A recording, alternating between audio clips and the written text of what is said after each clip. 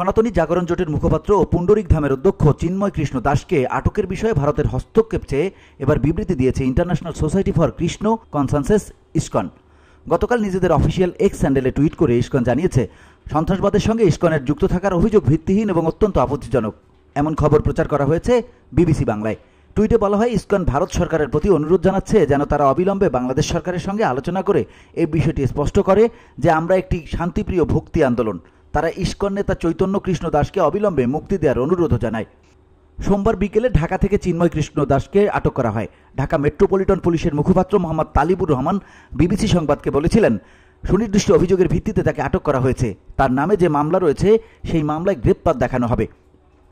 উল্লেখ্য, গত 5 আগস্ট আওয়ামী লীগ সরকারের পতনের পর দেশব্যাপী সংখ্যালঘুদের উপর হামলার প্রতিবাদে 8 দফা দাবিতে বিভিন্ন জেলায় বিক্ষোভ সমাবেশ সহ নানান কর্মসূচি পালন করে আসছে বাংলাদেশ সম্মিলিত সনাতনী জাগরণ জোট। VOD Bangla news desk.